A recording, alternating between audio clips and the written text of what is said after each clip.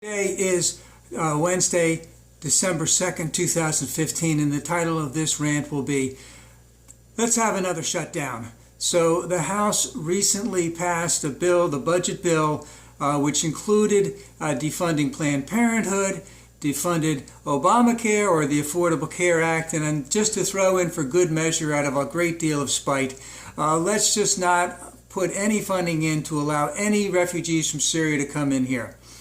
So I believe that was with a veto-proof margin because a couple of scared Dems voted for it also.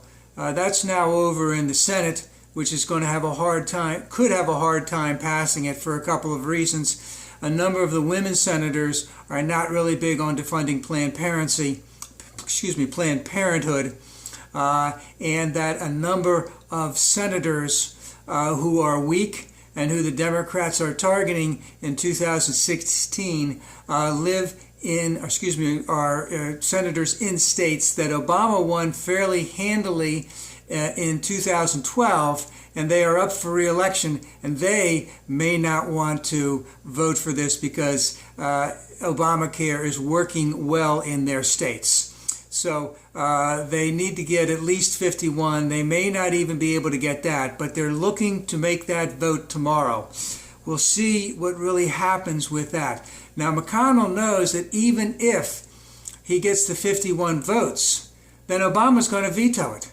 Well, tomorrow's the December 3rd, the Friday's the 4th, and then that budget has to be passed and signed by the president by December 11th.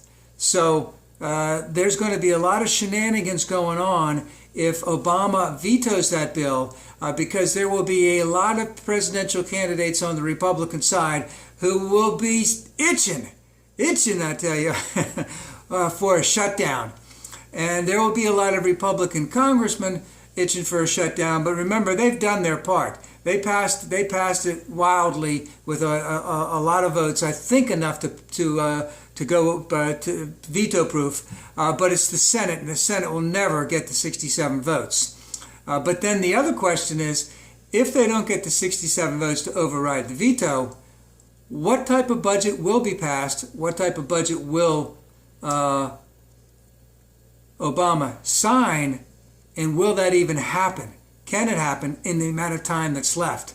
Because I said, there are some presidential candidates, who wouldn't even vote for the reconciliation bill because it doesn't go far enough in defunding Obamacare, still knowing that Obama wod veto it.